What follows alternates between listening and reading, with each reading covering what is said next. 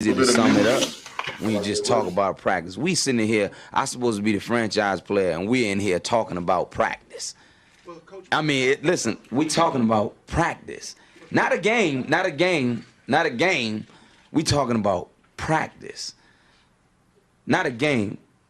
Not the game that I go out there and die for and play every game like it's my last. Not the game.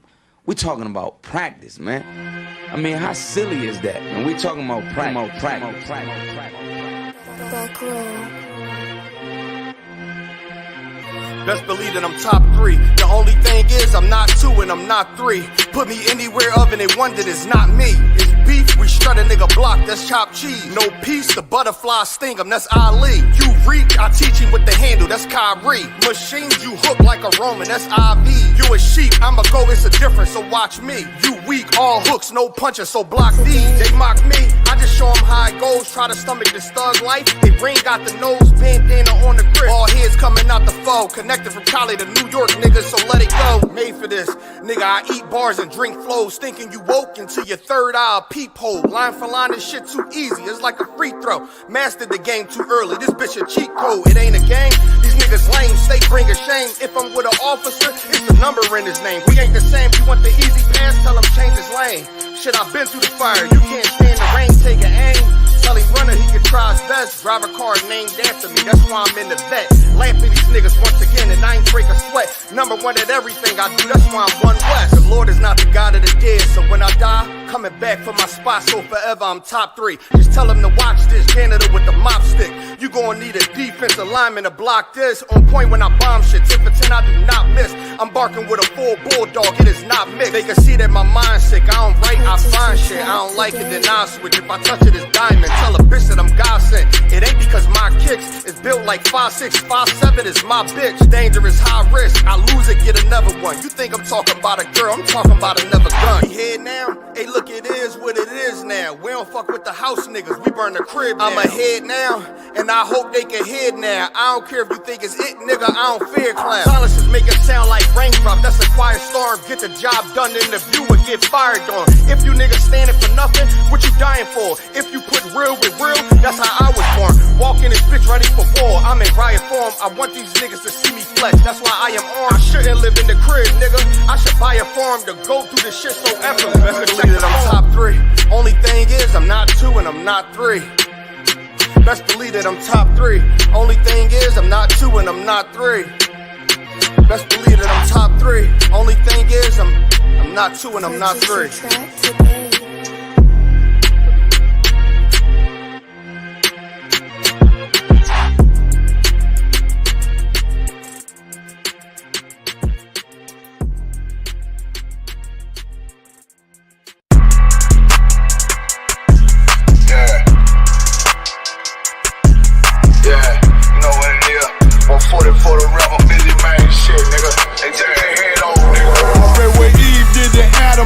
My love don't lie to me. Swing the iron like stamps and I can't let no holder lie to me. I don't feel these rappers, oh they lies is hypocrisy. Ain't no competition, ain't no rivalry. Nigga think I'm playing, I don't hear one word they saying. This shit light work.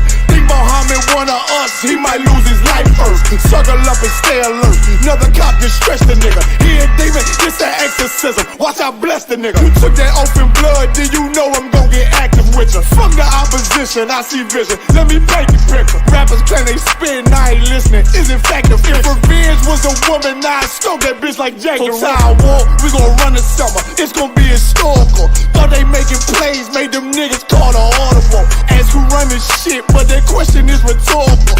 Bitch, I'm the one, me cookies with the oil. I'ma get them crackers, hell, should've never kidnapped my family. I can't do that. Bet I be the last nigga standing. Do a life sentence for my niggas, pray you understand me. I might put a switch on this Glock and call it young baby. How you real trigger on them stop, you a bird feeder. Claiming he a demon, what's a demon to a cold leader? What he said something, I ain't hear him, this shit life. It ain't on who got the gun, it's on who gon' up that pipe first. I turn a bad situation to a game changer. Bring soldiers from the dead, just raised up the chain first. Shots, I'ma look like Aaron Jones when I run it. Never bite the hand and feed you, you'll never get that hand back. He bitchin' about 10%, I don't wanna hear none of that. He dropping sword, fuck him, just make sure you get that cover back. Look around, he ain't with us, probably cause he never was. Now my chin like you with the angels for your brothers. Everybody wanna be Richard Porter, God kill him like Alpo. Play if he want, it's laying in the trunk like Lee Malvo. I'm a certified woman's ass nigga, I am not a toy.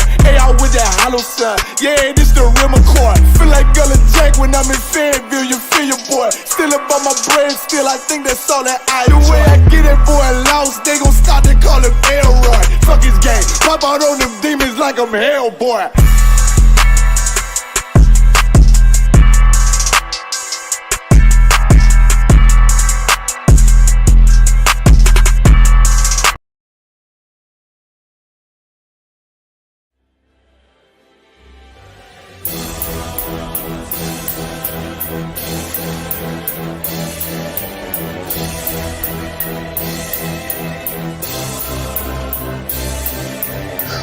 Suckers think you playing with, you ain't saying shit. Dozen Hebrews with the K's equipped, get the slaying shit. Who you suckers think you playing with, you ain't saying shit. Dozen Hebrews with the K's equipped, get the slaying shit. Who you playing with? Who you playing with? Who you suckers playing with? Who you playing with? Who you suckers think you playing with? You ain't saying shit. Dozen Hebrews with the K's equipped, get the slaying.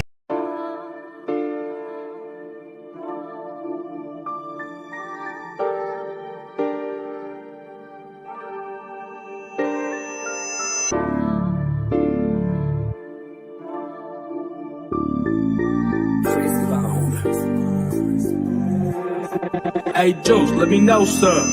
Pothole in the street, fork in the road. Shit I seen with my eyes just forced me to grow. Like my grandpa cooking crack on a spoon. I'm from where if you don't sell it, then you use.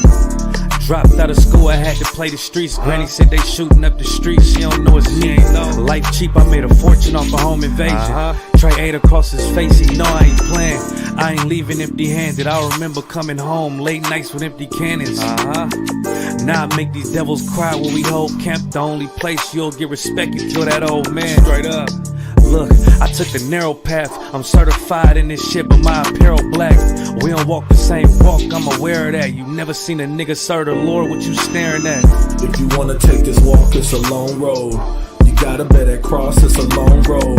And put away that sin, it's a long road. Enduring to the end, it's a long road. If you wanna take this walk, it's a long road. You gotta bear that cross, it's a long road. And put away that sin, it's a long road. Enduring to the end. As I creep in the Camry, I let the song blast. Reminiscing of the time I walked the wrong path. Hitting licks, did whatever just to get the bread. Dropped out of school cause I chose to sell crack instead. Yeah, I was head first with a red shirt. Let them see the flag, smoking all day. You could say I was breathing gas. Used to kick those, no COVID, I ain't need a mask. Almost getting caught by the laws, heart beating fast. I thought I was destined to live this life forever. Got in class and my life changed for the better. I remember the days I used to wear a cross. Now I'm one West, so I got a better cross. I'd be dead or in jail if it wasn't for the truth. That's a miracle, no need for further proof. Endurance the goal as I grow old, but I got a ways to go, cause it's a long road. If you wanna take this walk, it's a long road. You gotta bear that cross, it's a long road. And put away that sin, it's a long road. Enduring to the end, it's a long road. If you wanna take this walk, it's a long road. You gotta bear that cross, it's a long road. And put away that sin, it's a long road. Enduring to the end, it's a long road.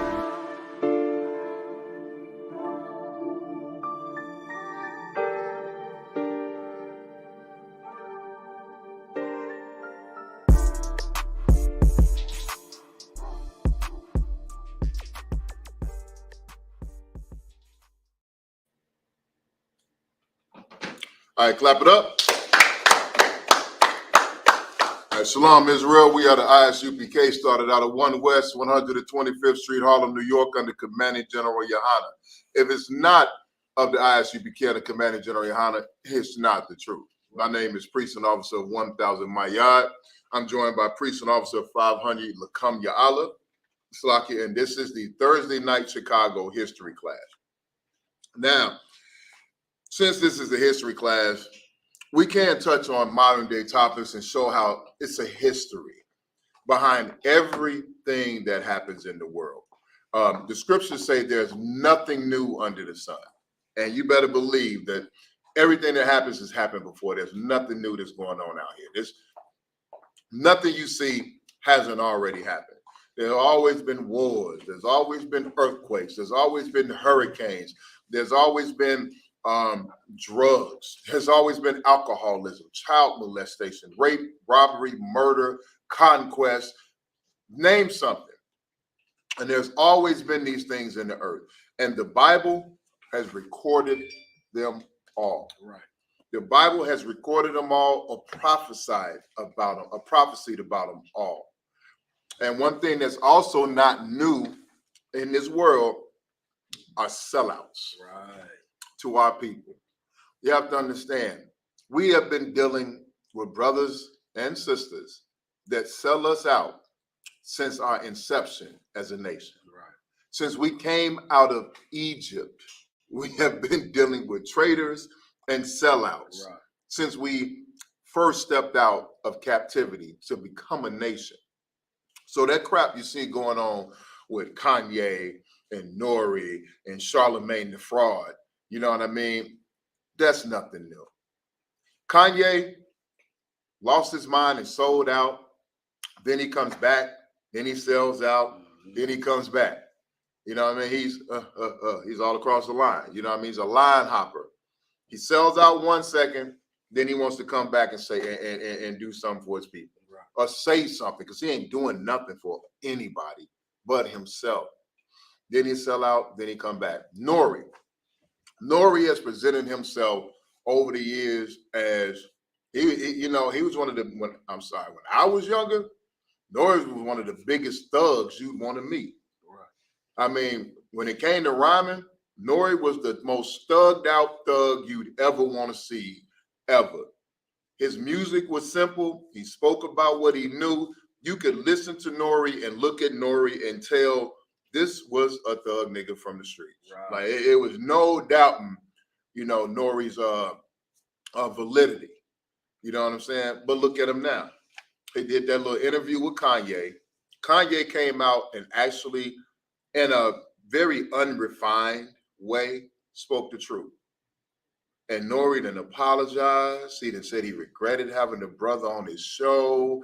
He trying to retract his statements. He done took the videos down on social media. You know what I mean?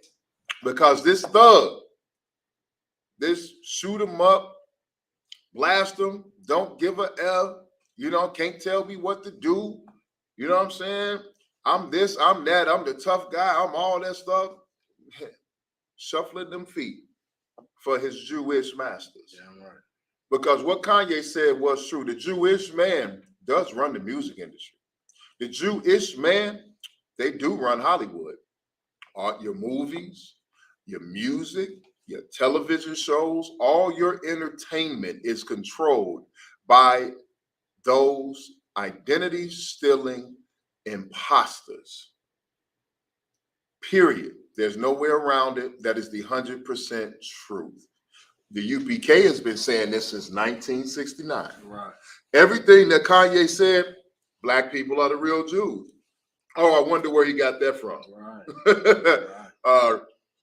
The ones that call, you can't be, if you're black, you can't be anti-Semitic because you're from Shem. That's right. You're the Shemites.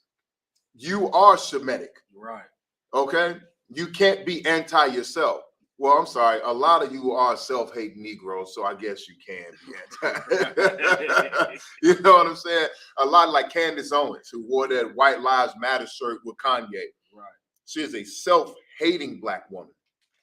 She reminds me of someone who wakes up in the morning and looks in the mirror and looks at herself and said, "Oh, I can't stand that nigga." Right. But she's looking in the mirror. She hates that her skin is black. She hates that her hair is naturally kinky if she doesn't get that perm done. She hate that her booty is round. Right. She wish it was that pancake. You know what I'm saying? She wish she could have pancake butt. Go ahead. If I could, so I got a precept for you. Oh, well, see, and look, Kanye. And for y'all that don't know, Kanye means fighter for the Lord. Look, he already got that first blow out the scriptures. Go ahead. Jeremiah chapter 2, verse 14. Mm-hmm. Is Israel a servant? Is what? Is Israel a servant? Jeremiah just said, is Israel a servant? Is that your natural position on the earth, black man and black woman, to serve these other nations? Right. Are you meant to be at the bottom? Are you meant to be maids, handmaids? Are you meant to be butlers? Are you meant to cut grass and serve master's dinner? Is that your natural? I'm sorry, I thought we walked around calling each other king and queen. Right. What's up, king? Right. Oh, what's up, my queen? You're the king and queen of servants. Right. You're the king and queen of housemaids. You know what I mean? A butler. You're King Jeffrey Benson. You know what I'm saying? What are you the king and queen of? Not a damn thing. Right. Because the Lord has to ask through the prophets, is Israel a servant?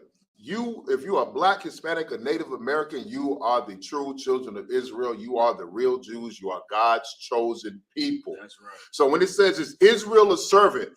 Are Blacks, Hispanics, and Native Americans simply meant to be in servitude for the entirety of our existence? Is that the position on the earth that the Lord put us here for? No, this is the position that you are choosing. Right. But it goes more than just a plain servant. This scripture actually goes to a certain type of servant. Right. It goes to a Candace Owens, a right. Kanye West, right. A Jesse Jackson, right. Or N.O.R.E, right. Or Charlemagne. Right. Who else can we think of to throw up in there? T.D. Jakes, Creflo Dollar, right. Terry Crews, right. Jay-Z, Beyonce. Good Lord, it's so many names flooding in my head right now. I can't even get them all out. And not just the famous ones, the average Jake and Eve walking around on the street, right. Who tell the ISUPK, you can't say that. You can't be racist. Can't everybody just get along? God loves everybody.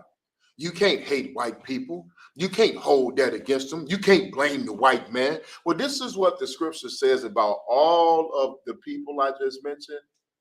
This is what the scripture says about them. Is Israel a servant? Is it what? Is Israel a servant? Read. Is he a homeborn slave? Is he a what? A homeborn slave? Is he a homeborn slave? Well, I've been around for a little while on this earth. Right. You know what I'm saying? I heard a certain phrase that describes a homeborn slave. Right. A homeborn slave, BKA, AKA a house nigga. Right. Is Israel a house nigga? Are you a house nigga? When America's going to war, you say we at war? When you look at Donald Trump, Joe Biden, George Bush, Barack Obama, Ronald Reagan, hell, Theodore Roosevelt, Abraham Lincoln, George Washington, do you say those are our presidents? Right. They're our presidents. Look up, we're America. That's our president. Look up. You know what I'm saying? This our country. We fought for this country. Right. We have freedom. Oh, we're in a recession. Right. Oh, we got to worry about Russia and the Ukraine. We got to send help to Russia and the Ukraine. Black man and black woman, Hispanic man, Hispanic woman, Native man and Native woman, stop lying to yourself. You're not sending anything to help anybody because you can't even send anything to help your goddamn self. You can't help yourself. You can't help your neighbor. You can't help the brother down the street. You can't help the brothers on the reservation. You can't help the children in dog cages on the borders. You can't help the brothers and sisters in the projects and in the ghettos. You can't help your family, your friends, your children, yourself. So how the hell are you going to send help to the Ukraine? The hell you know about helping anybody? Go ahead. If I could, what you're saying is so heavy because the one thing that we do have is the one thing that we're so willing to give up for our oppressor. What's that? Our lives. That's heavy. That's what, and you look, read my mind. That's what you're going to send over to the Ukraine to help. You're going to send your sons and daughters over to the Ukraine to die when America tells you to go to the Ukraine and die. You're going to send them over to Russia to die when America says, because you know why? You sent them over to Afghanistan. You sent them over to Iraq twice. You sent them to Vietnam. You sent them to Korea. You sent them to wherever the hell America said to send them to. You sent your sons and your daughters off to die on a foreign land for foreign heathens, for heathens that don't give a damn about you. White, so-called white man doesn't give a damn about you. Our European oppressors don't care about you. Our Spaniard oppressors don't care about you. Our Asian oppressors don't care about you. Our African oppressors don't care about you. Our East Indian oppressors don't care about you. Our Middle Eastern Arab nation oppressors don't care about you. But you love them, you fight for them, and you defend them, and send your sons and your daughters and your aunties and your uncles and your fathers and your mothers all over the world to fight for a war that's not yours, that has nothing to do with you. And then when you come back to the ghetto, they do things like hang you in your uniform like they did in the 20s, 30s, 40s, 50s, 60s. That's right.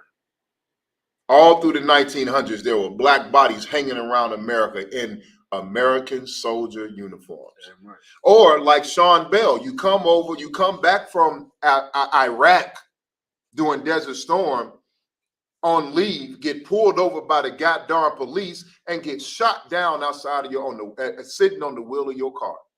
Everybody forgot about the brother Sean Bell, but I'll never forget. That brother was a so-called veteran. He was a so-called active participant in Desert Storm. Right. And when he came home, the police pulled him over and shot him down like they do every other nigga that they pull over and shoot down. And that's because he was a veteran and so-called did his service to America did not save his life. It actually put an illusion in his head that he thought he could reason with that cop that murdered him. So let's stop lying to ourselves. Continue on with that scripture. Why is he spoiled? What? Why is he spoiled? Why are you spoiled? Why are you rotten? Why are you no good? Why do you think that you're a good, that you have anything to do with this system? Why is N.O.R.E embarrassed at what Kanye said? Right. Why is Charlemagne ducking Commander General Yohana to appear on the Breakfast Club, but got the nerve to say out of his, so like, I'm not even finna be, with the nerve to say out of his what appears to be homosexual lips that Kanye is spouting out nonsense from the Black Israelites and that it's wrong and not true? Really? Twice now in the last week have you mentioned the Black Israelites on your show, on the Breakfast Club, and on that other show that you got, defending the fake Jew. Twice now has Charlemagne done that, but you won't let Commander General Yohana on your show to speak. You won't let Commander General Yohana on your show to address the people, to address the accusations, to address what you said. You won't let Captain Zarya, who I'm sure you know, on the show to speak, to address what's being said about our people and about our nation. Because you know what? When you're talking about the Black Hebrew Israelites, when you're talking about the Black Israelites, when you all say your little speeches and doctrine and everything that you want to say negative about the Black Israelites, we know who you're talking about. You're talking about the Isupk under Commander General Yohana, the only authorized Israelite organization on the face of the planet, the only ordained and approved Israelite organization on the face of the planet, That's the right. home of the truth. That's right. When you mimic us, when you talk about us, when you talk about Israelites, you're talking about the ISUPK. That's right. When you mimic Israelites in your movies, who do you mimic? I don't see them standing up when they mimic Israelites. I don't see them wearing purple. Right. I don't see them wearing red and white or blue and gold or whatever other colors that you fake Israelites want to wear. I don't see them wearing bathrooms, shower curtains and bathroom rugs and all the stuff that some of these vagabond groups wear. I don't see none of that. You know what they always imitate? They show the brothers standing up there, austere men, one man speaking, the other man reading, everybody else on Shamar, in front of the sign, standing on the podium with a microphone saying, read up. And they're dressed in all black, boots, braids, headband, war scarf, spikes, studs. Right. One West ISUPK under Commanding General Yohana is who they imitate.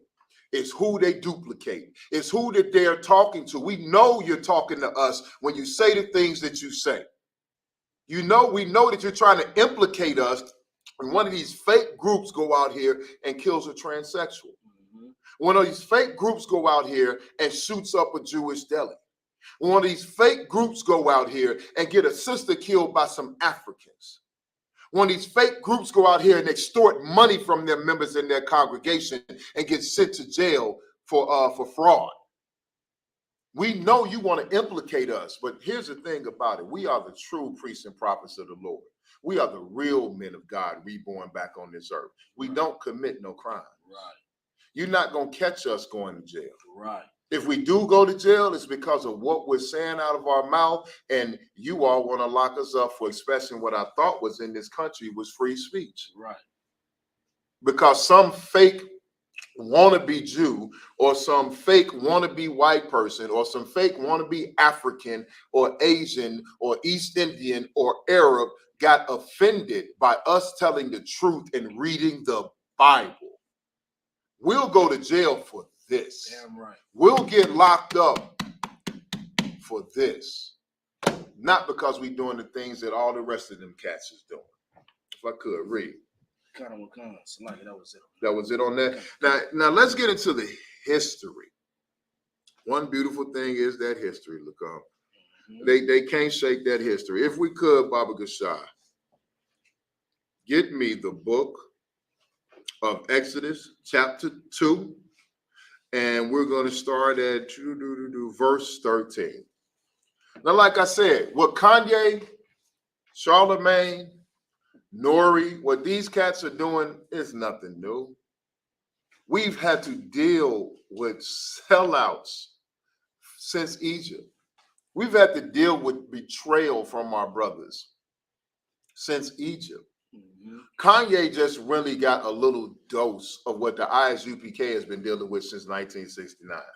Well, me and Lacombe came into the truth around the same time. You know what I'm saying? The Lord brought us in here around the same time.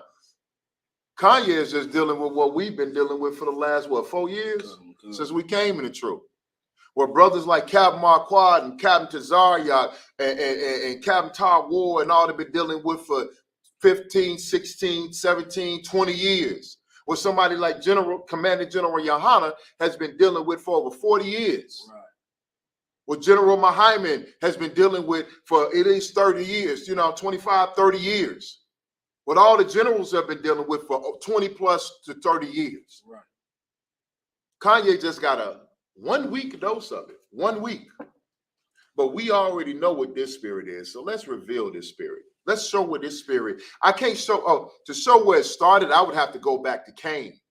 But I'm not going to go all the way, just to let you know, this is what these brothers do to us is what Cain did to Abel. Right. Every chance you get, you stab us in the back. You bash your brother's brains out. You try to bash us the best way you can. You try to find everything. When we're out speaking, and keep in mind, we are educated men. We not only read the Bible, we research history, we research science. There are engineers inside of this school. Right. There are lawyers and doctors inside of this school. There are insurance salesmen inside of this school. That's right. Okay, along with brothers that are security, truck drivers, naming chefs, master chefs. Right. Sisters that are accountants, brothers that are accountants, sisters that are accountants, executives, college graduates, Right. trade school graduates, whatever you want. And then we do have the ex-drug dealers, Right. the ex-killers, That's right. the ex-thug niggas, the ex-gangsters, okay, the ex-strippers, the ex-crackheads, the ex-cokeheads, the ex-heroin addicts, the ex-weed addicts, Right. the ex-alcoholics, alcoholics. We have all of that in here, all joined together in one body with one goal and one objective, which is to raise up our people, teach our people, and show our people the way so we don't have to be at the bottom anymore. And then when Christ returns and comes to judge, and the Lord comes to judge the earth, that you'll survive that coming judgment. That our people can get out of this captivity, that our people will survive the nuclear bombs that are going to be able to drop, that we can go back in the wilderness together and come back out as a nation and re-rule this world forever alongside our King Yahushua and put everything back to the way it's supposed to be. You know what I mean? But we can't do that yet because we got N.O.R.E. and Charlemagne dissing Kanye, when Kanye finally didn't take his meds one morning and told some truth after watching the Isupk under Commander Joe. Because I guarantee you, Kanye, the breakdown that he gave about Margaret Sanger, the breakdown he gave about the music industry and the entertainment industry, and what he said about the real Jews, he's damn near quoting, he's quoting the Isupk. He's quoting Commander General Yohanan. Right. He's quoting General Muhammad. He's quoting Captain Zaryat. He's quoting Captain Marquardt. Right. He's quoting Captain Tar Ward. Go ahead. And if I could, what you're saying is so heavy, and it's so amazing that that the Lord put a man like Captain Zaryat in a position at the end where he can influence those well-known people like Whack 100. Right. You know what I'm saying? That it influenced the masses. You know what I'm saying? It brings awareness to them that, okay, what the Jewish people told you to shut your mouth about, right? You know what I'm saying, that you already know. Now you can actually speak out on. Speak out. And you know what? It's Salagi, and what you're saying is so heavy because I'm admit I didn't know who Whack 100 was. You know what I'm saying? Until we were doing our clubhouse, you know what I'm saying, to show the association that we got with the brother. You know what I mean? And my younger brother, I was doing my pictures and I'm like, what you think of that? He's like, oh, okay, blah, blah, blah. I was like, yeah, because, we're doing this with this cat, Whack 100, Captain Zaryat, and da-da-da-da-da, and Whack 1. He's like, Whack 100? He was like, y'all, yeah. I was like, yeah, da-da-da-da-da-da. And he was like, damn. Yeah. Like, you know what I'm saying? I ain't know how big the boy Whack 100 was. You know what I'm saying? That my younger brother was like, whoa, y'all affiliated with him? Like, no, he's affiliated with us. That's right. Let's get that the other way around.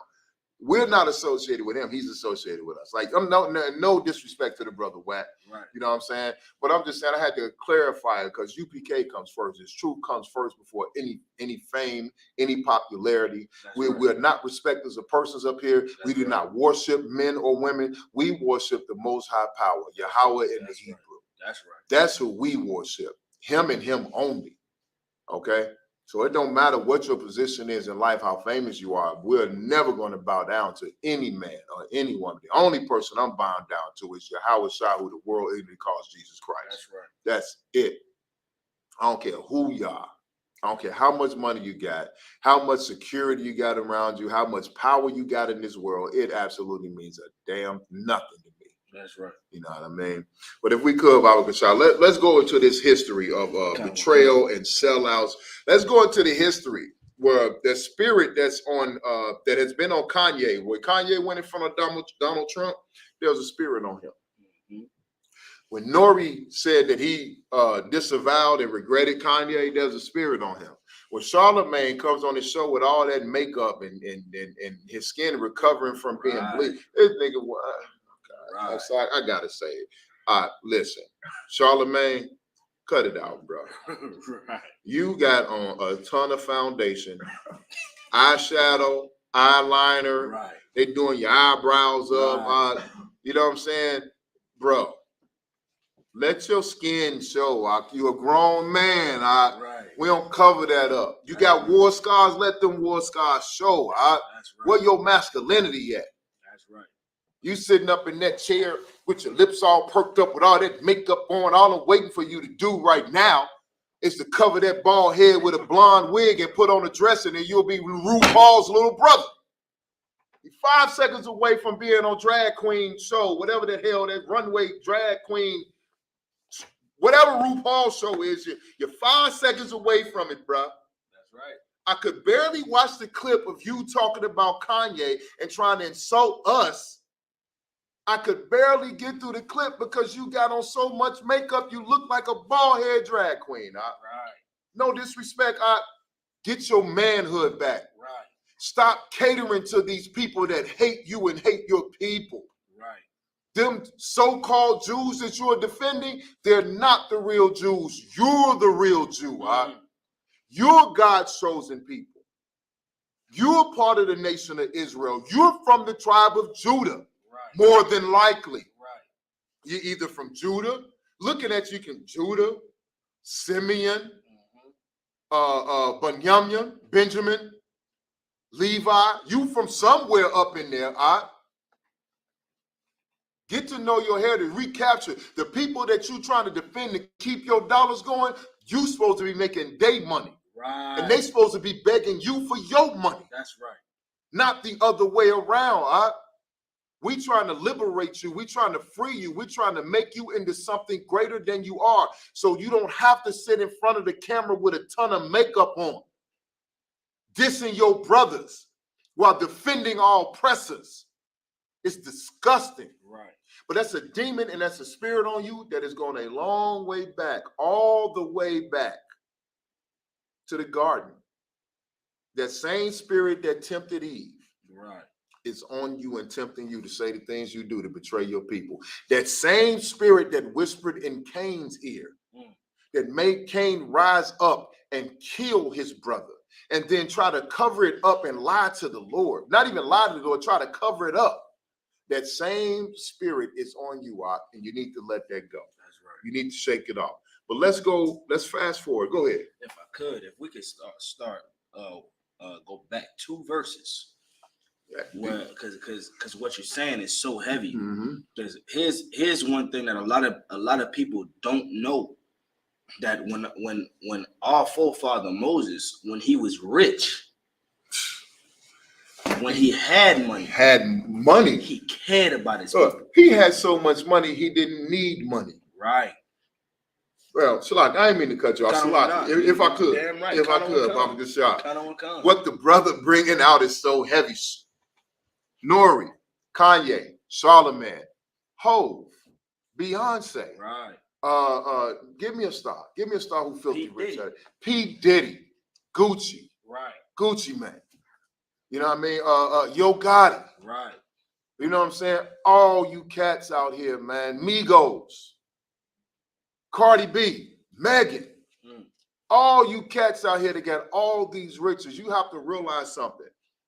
Your ancestor, your forefather, Moses, right, had more money than you could ever imagine. That's right. Ever imagine. That's right. I'm talking about the filthiest of filthy right. rich. He had all of the treasures and wealth of Egypt. If I could. Go ahead. And what you're saying is so heavy. And not only did he have that, he had the next seat.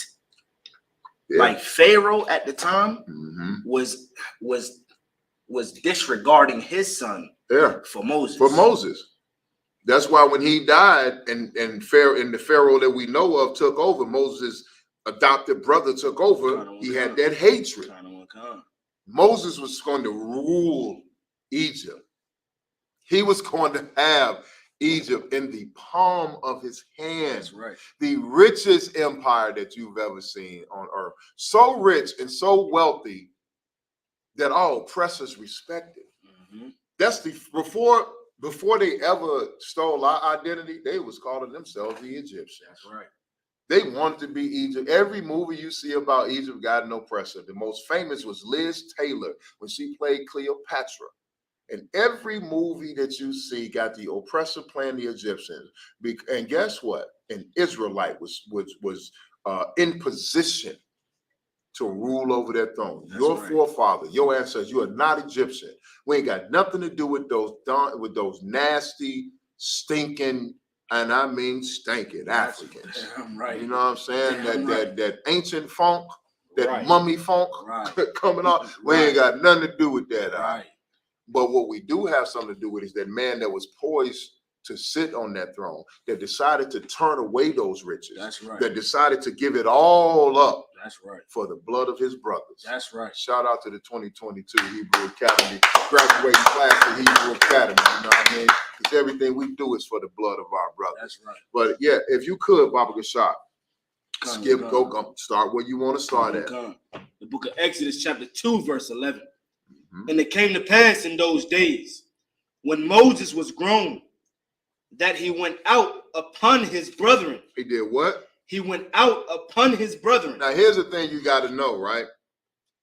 We all know the story of Moses in the basket, floating up the river. Pharaoh's daughter found him in the basket, and she was so taken by this little beautiful baby that she adopted him and raised her as his own. But what you don't know is Moses knew who he was his whole life. That's right. Moses spoke Hebrew. That's right. He spoke Egyptian and he spoke Hebrew. That's right. Moses' sister, his older sister, was a handmaid that helped raise him. She was his nanny. That's right. She helped raise that man. She made sure that he knew who he was, who his people was, and his culture. Go ahead. If I could, his mother was the one that directly raised him. And his mother, I forgot about his mom. His mom is, come on, man.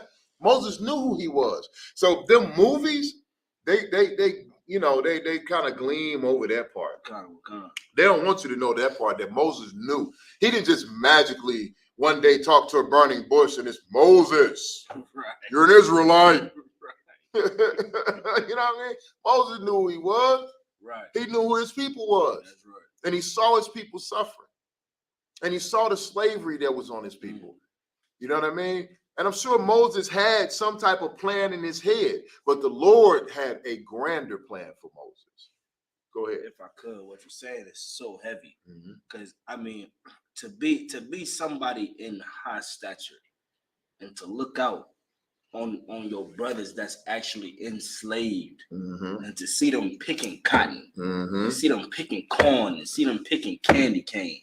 You know what I'm saying? To see them picking all the stuff that they picking, and to actually hurt for your people. You know what I'm saying? And actually not just hurt, but go out and see about them. Yeah. Like that's a level of brotherhood that's not found nowhere outside of the ISUPK. Damn right. Yeah. And that's what Commandant General Yohana teaches us. That's right. That's why the ISUPK is so strong. That's why we move as one body the way we do. What Captain Marquardt says to you, if you come and ask me, I'm going to say the same thing. That's right. If you say, hey, Captain Marquardt said that the sky is purple. Right. Slaki, not purple. Slaki, he said it's a lock. If you come to me and say, and Captain Marquardt said the sky is reddish blue. I'm like, well, what you want from me? The sky reddish blue. Look up. Right. Don't you see it? Right. You can't see it? Man, something wrong with you? You know, you don't see that. You don't have a spiritual eye. Right. That Captain Marquardt said. Did he break down to you why the sky is reddish blue? Oh, he did? What was his breakdown to you? All right, well, shalom. Right. That's what it is. Right. One body, one mind, one doctrine. We move as one in here. You know what I'm saying? You're not going to find one brother saying something different than the other. Right. Yeah, man. Especially when it comes to these scriptures, that's right, these breakdowns, this understanding of this Bible, because you know what? This comes from the Most High God. That's and right. if you open your ears for half a second and listen, it'll make sense to you the way it makes sense to me. The one day I opened my ears up and it made sense to me. How Lacum opened his ears up and it made sense to him. Right. How the young man opened his ears up and it made sense to him. That's right. our commanding general. Go ahead. If I could too, just speaking on like the media and the Breakfast Club and stuff. I know they know about Isupk because I found out about Isupk basically through the Breakfast Club. I saw Polite on there, started searching Polite, and if you pay attention, Polite, you know what I'm saying, he was going against the Scientologists, the Muslims, and then he ran to Zariak and hit a wall. You know what I'm saying? Damn right. So you know they know about Isupk. That's right. Yes, And then they in New York, so you know they know about Captain General Hunter. Exactly. And what the young see, listen, that's what I'm talking about, man. What the young man just said, that's the nail in the coffin. That's right. Charlemagne, you know about us, Doc. We know, like you said, we know you because he said he found out about the UPK on the Breakfast Club looking at Polite. Now you brought Polite on there. If I could. And the brother is in Chicago. And the brother's in Chicago. Listen, he said Polite was coming against the Scientologists. He was coming against the Moors, the Muslims, the Christians, you name it. Polite was coming against all that. Then he tried to come up against the Isupk under Commanding General Yohana. Right. And he hit a wall. That's right. Named Captain Tazaryak. And he got shot with some arrows. Captain Katazar. Right. And he could not climb that wall or shake off those arrows. And his career did what everybody that comes against the UPK does. It tanks. Damn right. You lose. Damn right. Fatality. Go ahead. Right. Now, if I could, what you're saying is so heavy. And what the young man saying is so heavy. You know, and here's how I know Charlemagne knows about the UPK and the truth. Because the average regular Isupk or the Simeonite, you know what I'm saying, or the northern tribe that's in there in Harlem, they know about us. Yep. We went out there for the New York cookout. Shout out to New York for that glorious cookout. You know what I mean? Go ahead. And I remember specifically a brother looked at Cap and was like, "You that one brother from you went viral." Yeah. You went viral. You went viral for the he named it the emotional gangbanger. Everybody knows that the UPK under Commanding General Yohana. Right. So you mean to tell me you know Captain Mawquad in Chicago because of video that went viral, but you don't know a Captain Tazaryak in your city? See, here's the problem. Charlemagne, the fraud is a homeborn slave. That's right. That's the problem with Charlemagne. N.O.R.E, for all that thug, N.O.R.E in the thug era, the only thug that because I looked at all them other so-called thug niggas spitting all that thug music, I was like, I don't believe them. That's right. Like, I don't know, but for some reason I don't believe them. That's right. But when I saw N.O.R.E and I listened to N.O.R.E, I was like, damn, I don't know why, but I believe him, yo. Right. I believe N.O.R.E. I believe N.O.R.E came from the hood, came from the gutter. I believe N.O.R.E didn't have some higher form of education, that he was out there. You know what I'm saying? I believed him. And now look at him. Now I don't know, N.O.R.E, I don't believe you need more people. Right. Because you sitting here bowing down, that just shows me that you didn't kiss so much Jewish ass that you willing to betray your people and go against your brother when he's spitting the truth. N.O.R.E, you know. That's right. You done seen us out there. If you in New York, you done seen us. That's right. Ain't no way you haven't seen us. Like the Akim was saying. You know who we are. You know what we talking about. And we're not just saying black people is the children of Israel. We're saying black, Hispanics, and Native Americans are the children of Israel. N.O.R.E, you're Hispanic. That's right. See, you know what I'm saying? Everybody think N.O.R.E black. N.O.R.E is not black. He's Hispanic. Right. You are of the children of Israel. You're a northern tribe. That's right. Your home is here. We your people. That's right. You one of the real Jews, N.O.R.E. That's right. And you betraying us. That's right. Just like the comments about to bring out in this story. If you could, Baba Gashar. And it came to pass in those days when Moses was grown that he looked upon his brethren. He did what? That he went out upon his brethren. Moses was grown and he looked upon and went out upon his brethren once he got grown. He had been looking at him forever. Right. But you know, when you a Pharaoh's kid, you can't. You stick out like a sore thumb. That's right. But when you become a grown man, you start to look like everybody else to a certain degree. It don't matter your stature, your station in life. That's right. All you got to do is not be around your rich family and put on a certain amount of clothes, and you look like. That's right. You look like Bobo. That's right. You know what I'm saying? You look like Nuck Nuck, Pookie, whatever you want. I can't think of the Man. You look like Man. Right. You look like every other nigga in the hood. That's right. So when Moses got grown, he went out among his people. Go ahead. And looked on their burdens. And then what? And looked on their burdens. And he looked around with some grown man eyes and saw their suffering. Saw how hard Pharaoh was on them. Saw all that hard, thankless work that they were doing, how they were dying building them darn pyramids, how they were dying building up Egypt and serving. It just wasn't, see, our oppressors, they make you think it was just building the pyramids. Right. It wasn't just them stinking pyramids. That's right. Okay? They were building Egypt. That's right. From the ground up. Everywhere you looked was a Hebrew slave. That's right. They were serving drinks. They were making food. They were doing hair. They were building pyramids. They were building homes. They were making medicine. They were doing this. They were doing that. We know that because Joseph, when Joseph went into Egypt, he revolutionized Egypt. That's right. You know what I'm saying?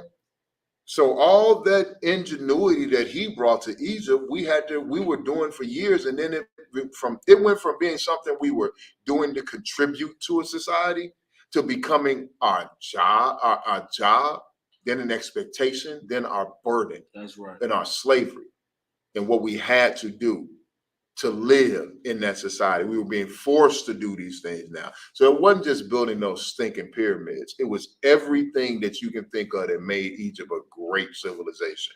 Read. And he spied an Egyptian. Mm-hmm. He did what? He spied an Egyptian. Spied means, on the law, he was looking around. He probably came around the corner and was like, what? You know what I'm saying? Right. He spied him out. He peeped him out. As we said nowadays, he peeped him out. You know what I mean?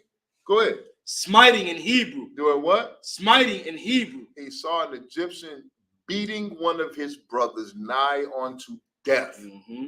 Or to death. Smiting a Hebrew. He saw one of them stinking Africans beating the hell out of one of our forefathers.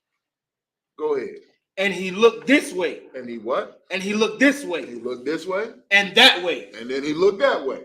And he saw that there was no man. He said, well, okay. All right, I see. Look this way, look that way. Ain't nobody looking, ain't nobody around. We do that to this day. Mm-hmm. We do that to this day. Look, it ain't got to be nothing crooked. We finna tell somebody something. We don't even like, hey, look, come. Hey, Right. Let me tell you, you know what I'm saying? Come on, man. We do what we did, nothing new under the sun. What we did then, we still do all these. When you read this Bible and you read the mannerisms, the behaviors, that's right, the slang, the sayings of the Hebrews, of the Israelites, you realize it's only one people on this earth that fits that and do the same. We even eat the same foods. That's right. Fried food. That's right. Come on, man. There was fried lamb. It said, fried chicken and fried lamb. Yeah, fried chicken is in the Bible. Right. Fried lamb. That's we was taking the lamb and the chicken and we was mingling with flour, you know what I'm saying? Right. Putting the seasoning in it and then boiling up the oil, dipping it in the oil and cooking it in the oil. And guess what you get when you put flour, seasoning, and hot oil together? Right.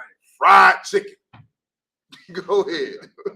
Hey, if I could, go ahead. What she's saying is so heavy because what our people don't understand is that the Christian church has messed up their minds so much that they don't understand what a burnt offering really is. Right. Now, see, they think a burnt offering is what the heathens, you know what I mean, have told us. They think you take some meat or you take your kid or you take something and you throw it in the fire and let it burn up and then it's going to go up to the Lord. Right. No, you cook it. Right. It's food. It's certain things that you cook, because you know what? The burnt offerings would go to the priests. That's right. The priests would eat the burnt offerings because they're the men of the Lord. They're the ones that are giving you the Lord's will. They're the ones that are telling you the Lord's words. They're the ones that are making sure you're following the law, statutes, and commandments. They're the ones that give you the prophecies. That's right. They're the ones who the Lord sends angels down to speak to. That's right. You know what I mean? Come on, man. It's in the Bible, though. But because your pastor don't really read the Bible, and because you definitely don't read the Bible, that's right, you'll never know what a burnt offering really was. That's right. That's heavy what you bring. That's heavy. Come. You think a burnt offering, everything is so mystical and magical. Listen, man. The only mystical, magical things in the Bible are the actual miracles that the Lord performed. That's right. And even when you break those miracles down, he did them through a natural process. You get what I'm saying? The frogs, the locusts, the water turning to blood, all of that stuff, the fire raining from the sky, all of those are natural phenomena that still happen to this day. That's right. To this day. It happens in various parts of the world, and it's recorded. But the Lord does these things, and it ain't some super ooky spooky thing. You know what I'm saying? Right. Come on, man. Get that out your mind. That Christianity is a hell of a drug. That's right. You know what I'm saying? Well, let's get back to this betrayal right quick. Let's get back to this Kanye. Let's get back to Charlemagne. Come. Verse 12. Mm-hmm.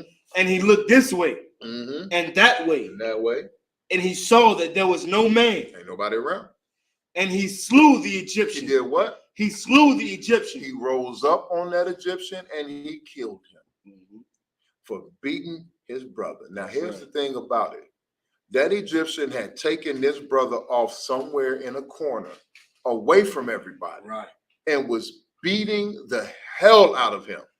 This Egyptian was smiting that man, meaning that in this context, more than likely, this Egyptian was fulfilling his lust for blood. Right. And he was beating this brother to death. And Moses saw it, and that zeal came over him, and he said, nope, not today, not my brother. Right. I'm tired of this. And he slew that man. And then what did he do? And hid him in the sand. And they buried the body.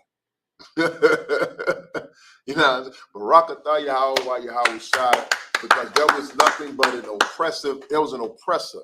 And listen, I'm not saluting a murder, I'm not saluting an unjust killing.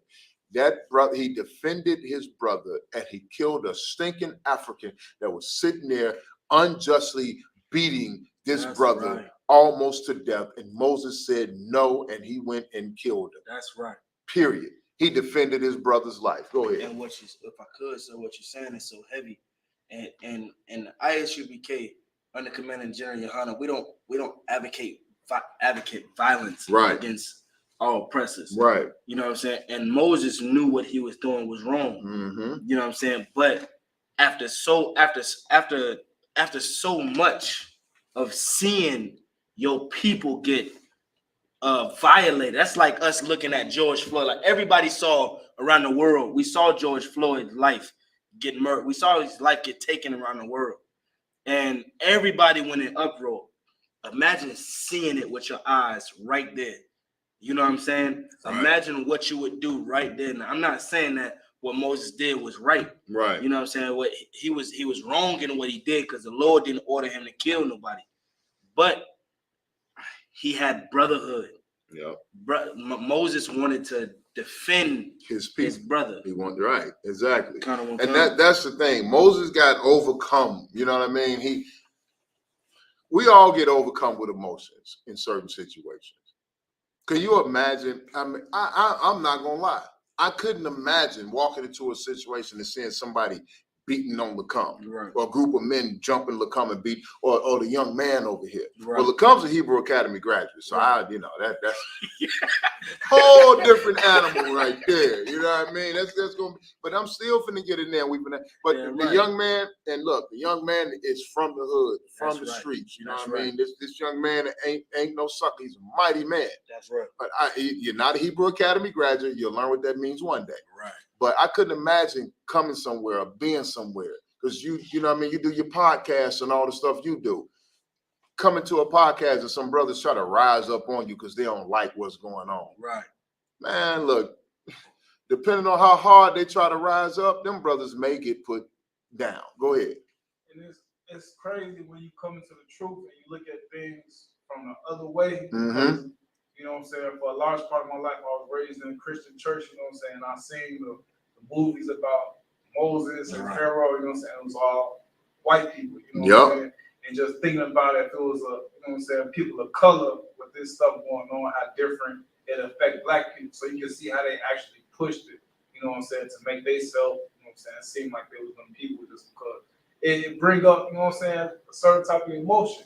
And you know, and Con, so get a brother hand.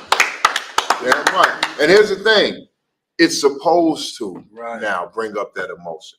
Now that you're learning the truth, now that you know the truth, that all of that imagery, all the things you see is us. You know what I mean? The Lord said that He will provoke us to jealousy with the people that were non-people. You know what I mean? And that we look at that story like, man, yo, that's us.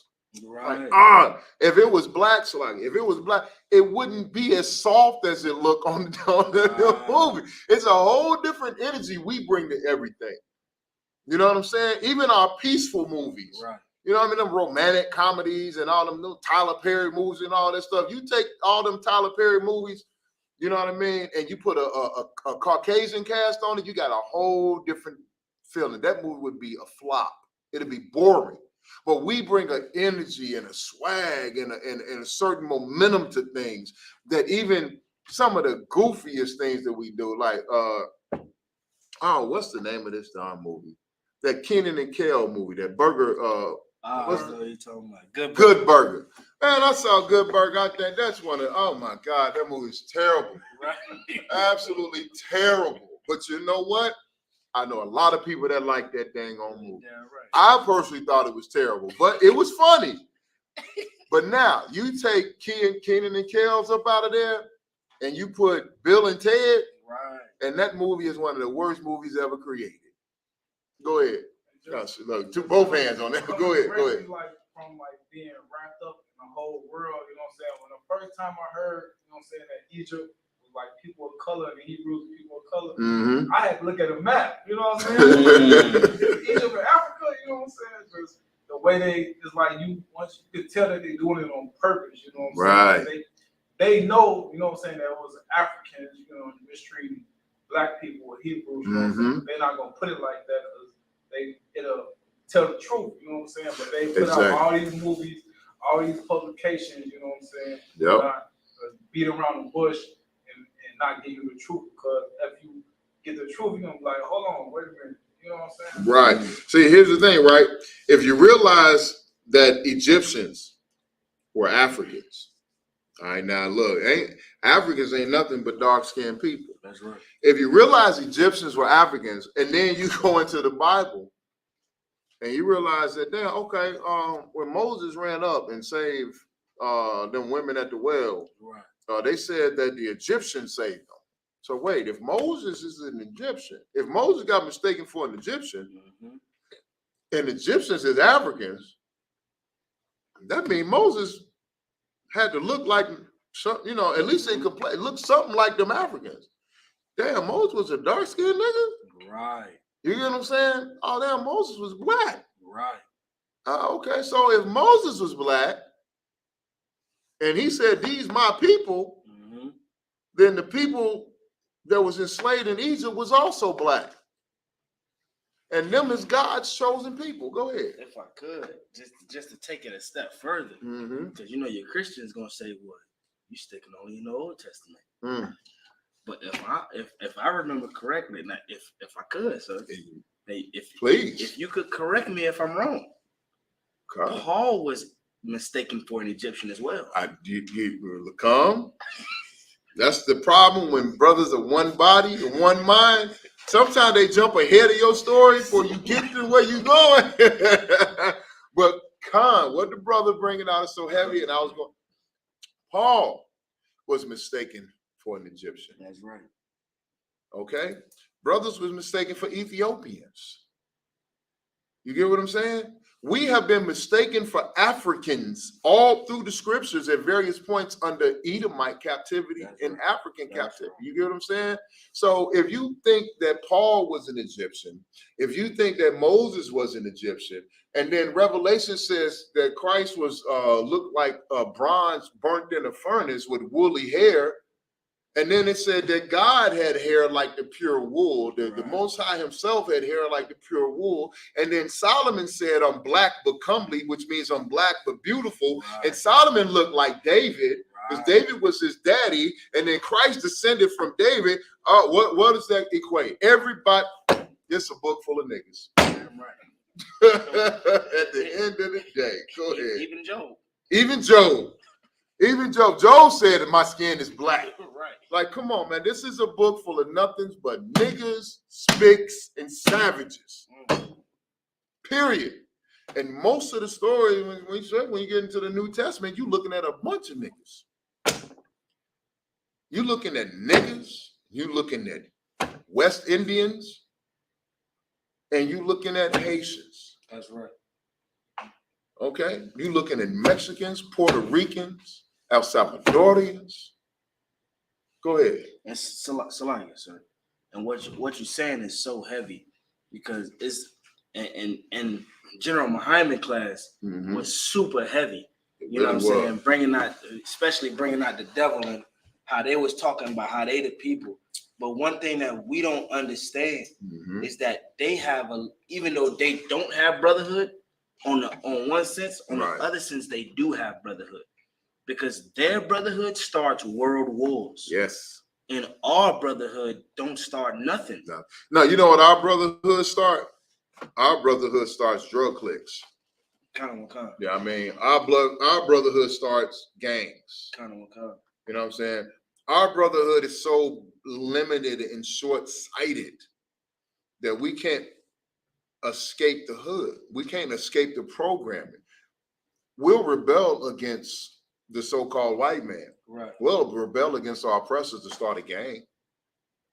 We'll rebel against our oppressors to sell drugs. We'll rebel against our oppressors to pimp our women. That's right.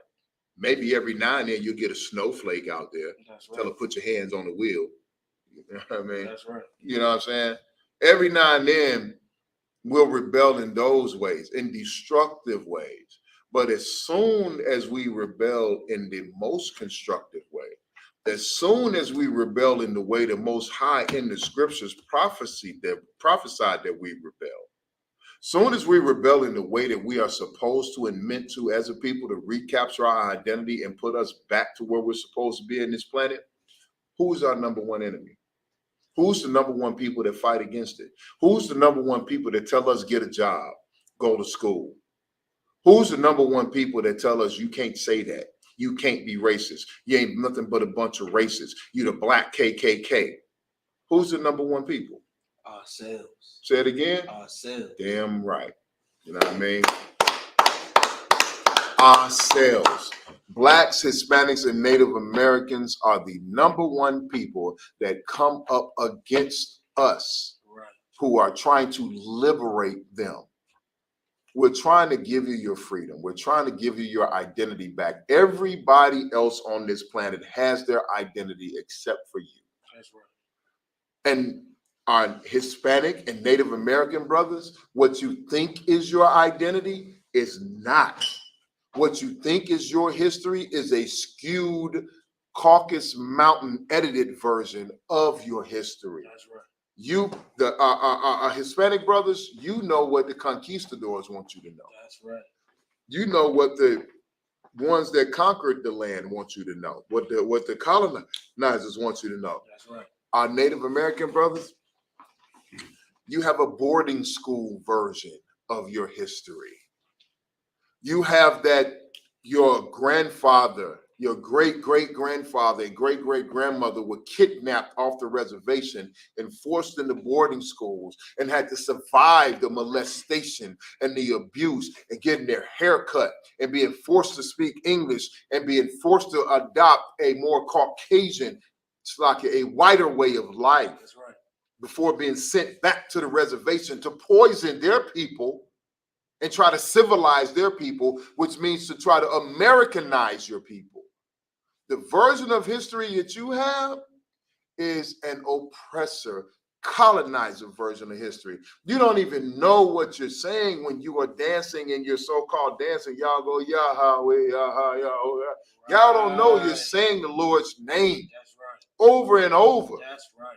Constantly. That's right. You don't realize that was your way when you came over here still praising and trying to praise the Lord. You don't realize that the most ancient form of the 10 Commandments ever found in the earth was found in the hands of a Native American priest buried hundreds of years ago in his grave, clutching a statue that turned out to be Moses holding the 10 Commandments. That's right. Go ahead. And if I could, what you're saying is so heavy. Because our oppressors to this day, they mock us like crazy. What they'll do is they'll make a movie called 10 Commandments. Mm-hmm. And how they'll mock us is they'll take those tablets of stones, mm-hmm. they'll put them in our language. They put those tablets of stones, the 10 Commandments was written in ancient Paleo Hebrew. Yes. And they sit there and they flaunt it. Like you look up 10 Commandments right now and you look up images on Google, you're going to see the devil there that portrayed himself as Moses mm-hmm. with Charleston the tablets mm-hmm. with the tablets of stones written in ancient Paleo Hebrew, yes. which is our language. They don't know that language. Yes. We do. Listen, there's a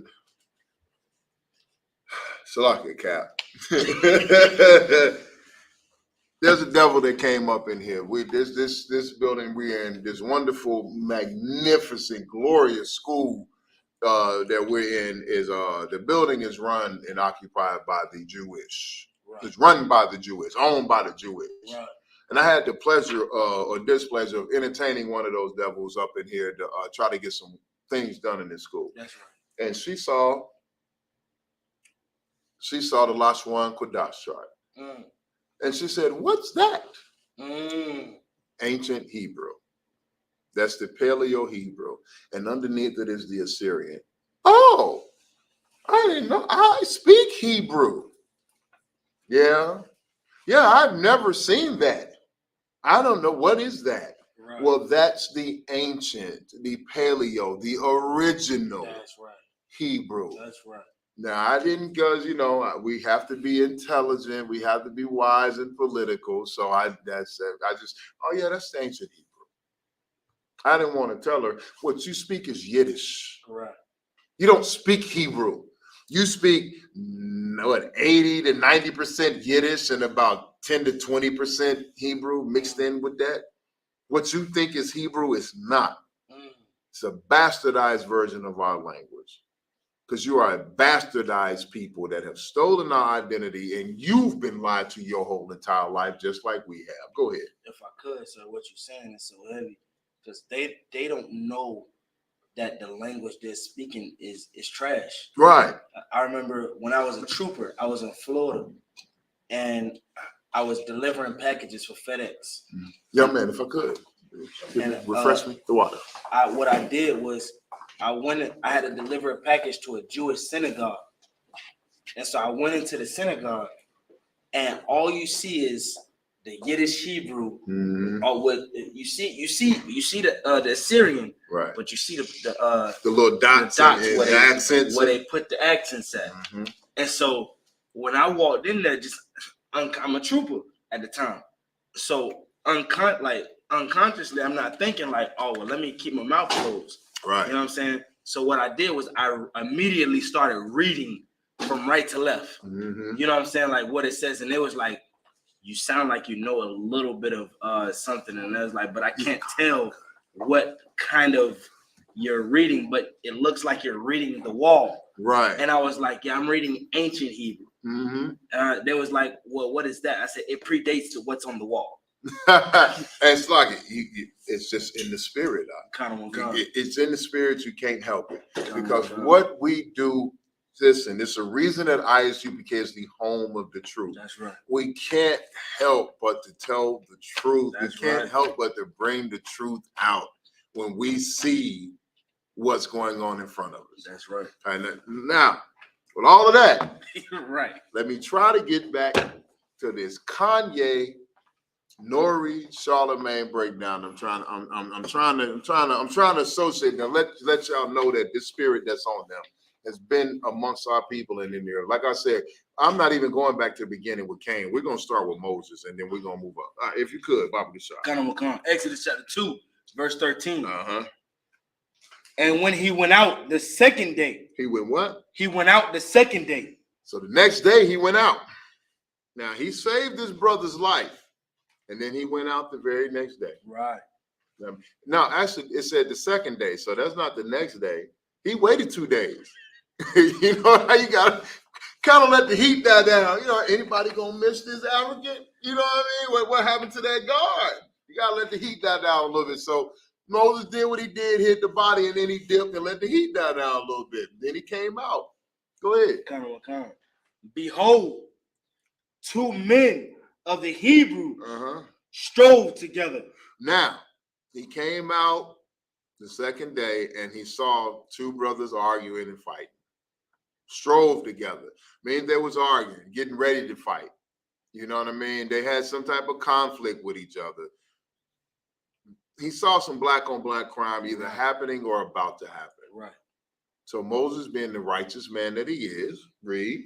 He said to him that did the wrong, wherefore smitest thou thy brother? Now, you said, why smitest thou thy brother? So you know what he saw? I'm going to bring it in modern terms. Moses came out. He saw 2 brothers arguing over something, and one brother stole on the other brother. Right. Said, why do you smitest thy brother? He stole on him. You know what I mean? He sucker punched him. And he said, whoa. What you know? Why are you hitting your brother? Like, it's not cool. Y'all shouldn't be doing this. Read.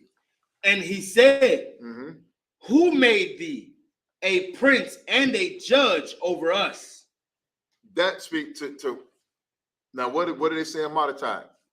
Nigga, who down and made you king? Right. You know what I mean? Right. That's what they said. Because they know, you know, we don't know in modern times that we don't have kings in our nation. Right. The only king is Yahweh Shai. That's right. You know what I mean? We have one king. Back then they knew that there was one king. You know what I'm saying? So he said, who made you a prince? Who made you a prince and a judge over us? Who is you? That's right. That's what they just said to Moses. Who is you? Read. Intendest thou to kill me? He said, what? Oh, you gonna try to kill me? Read. As thou killed the Egyptian? Like y'all did, like you did the police? Oh, all of a sudden you the big man now. Oh, okay. Who made you a prince? Oh, you gonna kill me like you did dude day before yesterday. Right. Come on, man. You know what that is? That is that Charlemagne Kanye. That is a sellout. That's right. Because read the very next verse. The reason, here's the thing. You be like, well, that's not it. He's snitching. Dry snitching. Openly, loudly enough where everybody can hear what happened. He's snitching on Moses. And this is the result of it. Read. And Moses feared and said, surely this thing is known. He said, oh, damn, everybody, I thought ain't nobody see me. Now everybody know. The streets is talking. Go ahead. Now, when Pharaoh heard this thing, he sought to slay Moses. When who heard it? When Pharaoh heard this thing. Now, the president. Right. George Bush. Right. Joe Biden. Right. Donald Trump. Right. Lori Lightfoot. That's right. Whoever, chief of police. That's right. Heard this. Oh, man. Now he want to kill Moses. Want to know why? Because some sellout. Slack it for the first. Some sellout nigga opened his big mouth and said and did too much. Just like Kanye made his statements. Black people, oh, Kanye, oh, how you say this? And then Chase Bank shut down Kanye's account. They seeking to kill Kanye now. Right. You better believe behind the scenes, there have been talks about we should kill this nigga. That's right. Don't deceive yourself into thinking that they have not talked about killing Kanye. Don't deceive yourself into thinking that they have not plotted on how to make it seem like he overdosed on his meds, or, you know, he was trying to go into Kim Kardashian's crib to get his kids and the police had to shoot him down, or some type of, he did cocaine overdose, died in a car accident. Don't think they have not thought of and plotted Kanye's death. Right. Over the statements that he said. And the sad part about it is with N.O.R.E coming out and saying, oh, I'm sorry, I regret having him on my show. Oh, the things he said were I can't believe he said that. Or Charlemagne, so like, one more. Or Charlemagne coming out talking about, oh, Kanye, you're talking like the KKK and the Black Israelites and that rhetoric, that anti-Semitism and blah, blah, blah. Don't think that ain't contributing. They like, okay, well, his own people is against him. That's right. They're spreading the propaganda we need. So all we got to do is somehow figure out how to kill him and make it seem like an accident or depression or mental health issue. What they're doing is what the same thing that this brother did in Egypt. Kanye said the real Jews are black. Right. They run around, oh, you like the KKK, them Black Israelites. Oh, how dare you be so racist? You crazy, Kanye. This is ridiculous. It's outlandish. Basically, they're saying Kanye deserved to die. Right. They're saying that Kanye deserved to have his bank accounts frozen and Chase Bank and his money taken away from him. They're saying that Kanye deserves whatever comes to him. And if you look at this what Charlemagne has been saying on his little interviews and his little podcast, his self-made interviews and his shows, he is basically setting Kanye up for death. Go ahead. And if I could, so what you're saying is so heavy because it reminds me of Nick Cannon. Oh my God. It reminds me of Deshaun Watkins. God. All these brothers that actually had the nerve to say that the Israelites was really the niggas that built this stinking empire. That built this stinking place. Like they had the nerve to say, we're the real Jews. Yep. So we cannot be anti-Semitic because if we to be anti-Semitic means to be anti-us. You know what I'm saying? And the sad thing is what we could possibly look for in the future is Kanye West issuing an apology just like Nick Cannon did. Oh yeah. You know what though? Here's the thing. Kanye may issue an apology, but Kanye the brother does have. Go ahead. And just like you mentioned about the Nick Cannon and the Sean Watson and stuff, I've heard that, you know what I'm saying, that they pull these people when they mention this stuff, they pull them in the rooms and they show them pictures of their grandmas and the people they love.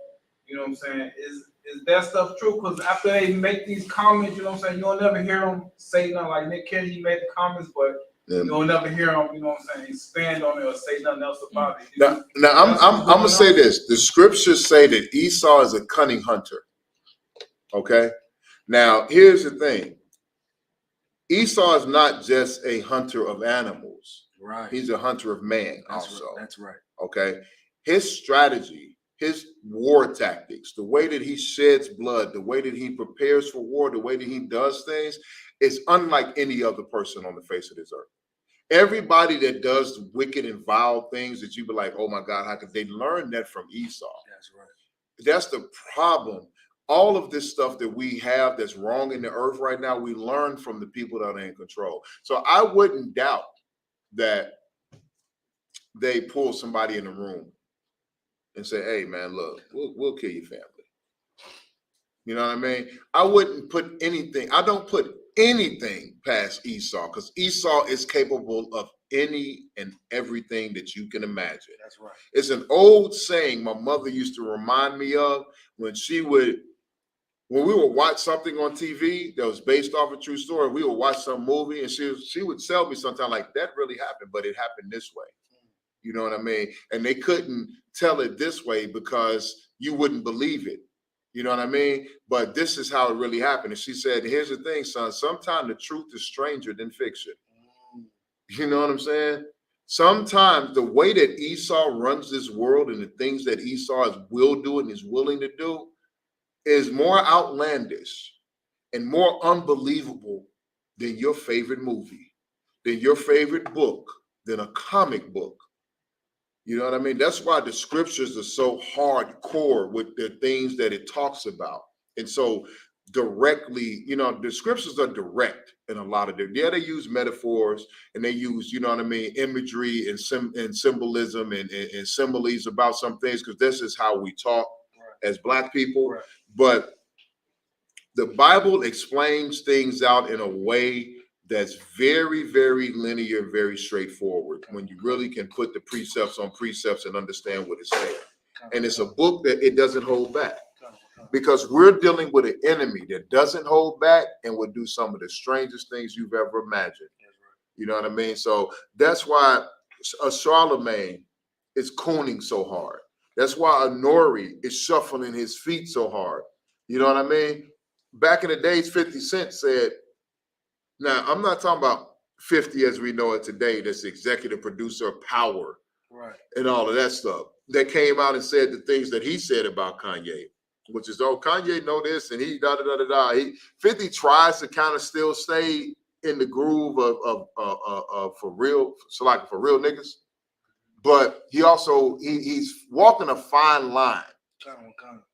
But 50 said in the interview way back in the day when he was accusing Jay-Z of being Illuminati, he said them people came and knocked at my door when he was living in the Mike Tyson mansion. He said, yeah, they came and knocked at my door.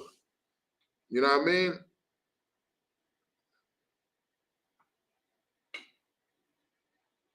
Slack it. All right, Constance. But he said that, you know, he said they came and knocked at his door. You know what I mean? And they had that conversation with him about what he needs to do, what he can and cannot say, and da-da-da-da this, and da-da-da-da that. And I can't remember who, I think he was interviewed with Sway or somebody. You know what I mean? Whoa, what you say to him? He said, man, I'm from the hood and get off my property before I put a couple in. Right. And anybody you send on my property, I'm going, you know what I mean? Like, that was hood 50. He had first gained his first little $50 million or whatever he made, 10, 20, $50 million he made. And he had just got rich, but he was still that hood cat. And when they came at him sideways, he's like, look, man, get out of my house. Right. Basically, this is what 50 said he did in the interview. Man, you better get off my property. Right. You know what I'm saying? Before you get hurt. Anybody you send up in here gonna get hurt. I'm gonna die for mine. But now we got a different brother. You know, the longer you go and the longer you live, the longer you do something. Some brothers soften up. You're not gonna be a gangster for life. You'll always be a gangster, but you won't be that gangster that you was in your 20s or your 30s. You're gonna soften up a little bit. You're gonna see errors in your ways. You're gonna want to try to live a better life. And Satan will come and get you when you're trying to live that better life. That's right. When you soften up, you know what I mean? Satan looks for that opening where he can come. So like you said, I wouldn't doubt that they threaten brothers' families. But here's the thing, right?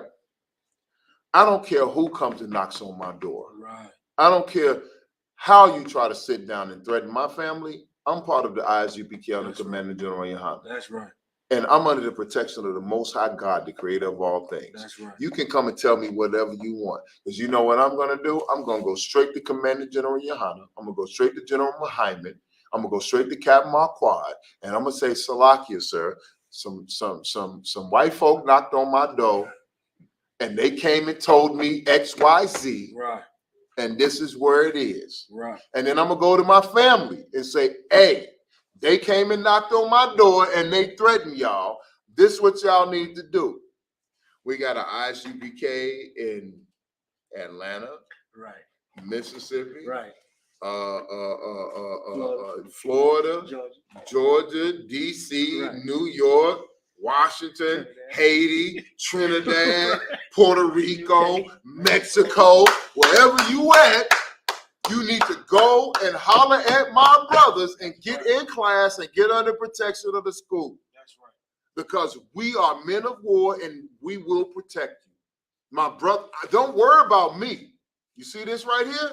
I'm taken care of. That's right. I can protect myself. My brother's going to protect me. But y'all need to go and seek refuge just in case this devil do come after you. Right. Because the devil come after you, it's going to take a whole lot of counsel and a whole lot of prayer for me not to go to war with him. Right. You know what I mean? That's right. Yeah, you know what I'm saying? That's what being a part of something does for you. If Kanye was a part of the ISUPK, you would not see him ranting and raving and seeming like a mental patient. You would see him making a statement about the blacks being the real Jews and telling people to come into the ISUPK under Commander General Yohana to save their life. He would have a logical stance, a logical debate. He would have a logical argument about presenting what he's saying. He would have facts to back it up, and not just some random statement and some random comment that he's spouting out that can be washed away as nonsense. And maybe Kanye didn't take his meds this morning. He would be a more intelligent and balanced individual. He would look a lot better doing what he's doing. He can do the same things that he's doing, a version of the same thing, but look a lot more organized, disciplined, and in order. You get what I'm saying? And then a lot more of our people would believe what he's saying and follow and not mock him. And even if they did mock him and then people came and knocked on his door, he'd tell Commander General Yohana and me, Lacum, and Ashaiah, Karakar, along Captain Akkad would organize a bunch of hard-knocking brothers that are proving themselves at Hebrew Academy and that our skills is true. And we would be standing guard outside of Kanye's mansion, Damn right, waiting for one of them oppressors. Go ahead. If I could, that's all I got to say. Like he mentioned 12 tribes, he mentioned black people, real Jew. I'm just thinking, if he had the precepts, you know what I'm saying, that could nothing. Cool. That's the point. He would, you know what I'm saying, he could book, chapter, verse, but he couldn't say nothing to him. Now, see, and that's the point. Now picture this, right? You got Kanye West doing that, right? Now imagine if Captain Tazaryak was on Drink Champs. They know that though. Right. It couldn't be refuted or disputed. Because you know why? Captain Tazaryak is a man that knows how to handle his liquor if they're drinking. He knows how to keep his composure. His knowledge is through the goddamn roof. You know what I mean? And he would battle and he would break down and tear down anything that anyone had to say on the show or in the comment section. You know what I mean? Commanding General Yohana, forget about it. Forget about it. You know what I'm saying? If Commanding General Yohana was there, forget about it. That would shut it all down. It wouldn't be no questions. It wouldn't be nothing. That's why that's why Charlemagne is afraid to have us on the Breakfast Club. That's why N.O.R.E is afraid to have us on Drink Champs. Right. That's why what's his face is afraid to have us on Vice. You know what I'm saying? They're afraid to have us on these popular podcasts and popular shows because they want to suppress the truth. Want to know why? Because the same Jews that Kanye is talking about that controls everything are the masters over these people, over our people, over these programs. And they don't want us coming out and telling the truth on these programs because it'll spread. It'll go viral. It'll spread. And not only will our people wake up to who we are, but the heathens will start more so waking up to who we are too and starting to submit and admit who we are. And that's the most dangerous thing on earth. Go ahead. If I could, not only that, but they'll be tempted to join. That part. And they also know their downfall coincides with our uprise. That's right. The more we unify, the more of you brothers and sisters that wake up to the truth, the more of you brothers and sisters that accept your nationality, accept your heritage, accept your Savior, accept your God, accept who you are in this earth, the more of you that accept and come into the ISUPK under Commanding General Yohana and really follow after the Lord and really follow after Yahweh Shai. The more of you that come in, the more of us that come in, the quicker this empire falls apart, the quicker the world falls apart. And our kingdom is on the rise. It's coming soon. Now, I'm about to end this class. I do want to Salakia for that with the Moses. If you could, Baba Gashar, let's run through these scriptures real quick. Come. I want to get these scriptures out. I got about 10 minutes, maybe. You know what I mean? So if you could, Baba Gashar, drop that and give me the book of Exodus, chapter 32 and verse 1. In verse 1. because I want to go over the history of how brothers have. I'm going over a brief history, and I'm not even going to even be able to get from Old to all the way to the New Testament to where I want to go. Go ahead. The book of Exodus, chapter 32, verse 1. And when the people saw Moses delayed to come down from the mountain. Now, this is when Moses went up into the mountain to get what everybody calls the 10 Commandments. When he went to get the law, statutes, and commandments, when he went to get the commandments for the Lord, it wasn't just 10.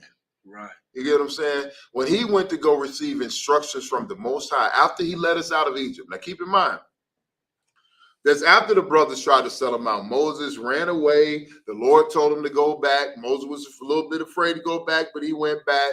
Told Pharaoh, let my people go, performed all the miracles. The Lord performed all the miracles. We got up out of Egypt. We drowned Pharaoh's army. Everybody saw all of these things. Right. We saw, and I say we because we were alive back then. That's right. We were just reincarnated. We saw all these things that Moses did as a people, right? We saw everything that he did. And then we went into the wilderness, and when Moses went up on the mountain, we saw the cloud encircle the mountain. We heard the voice of the Lord. Right. We asked Moses to go up to the mountain because we were so afraid, because certain of us were so afraid to hear the voice of the Lord because we thought we were going to die hearing that mighty voice come from what we call the heavens. That's right. Out of that cloud from his chariot.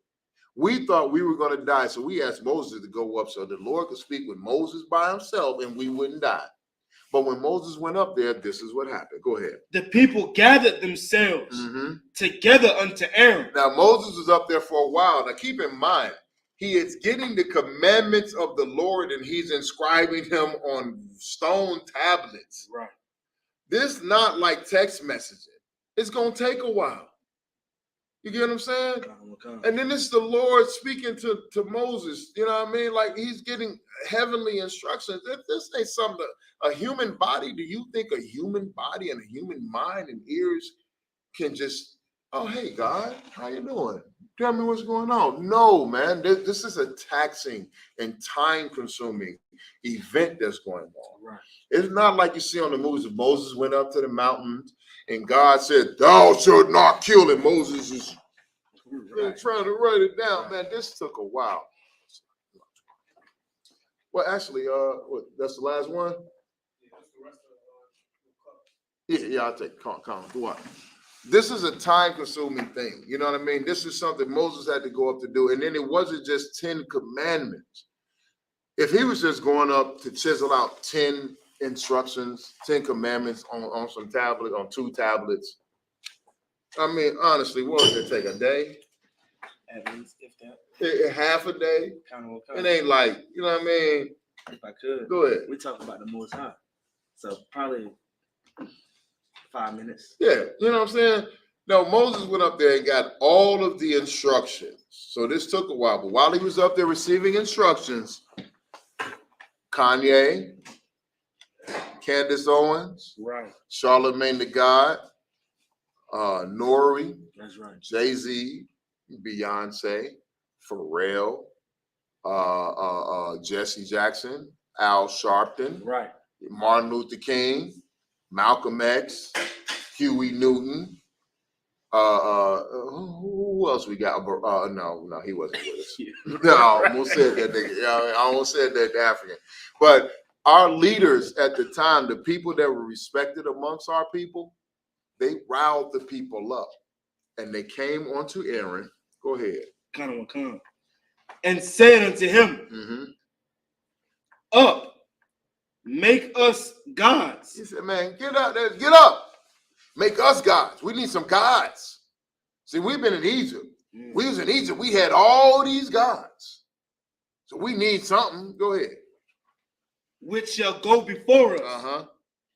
For as for this Moses, the man that brought us up out of the land of Egypt. As for this nigga, go ahead.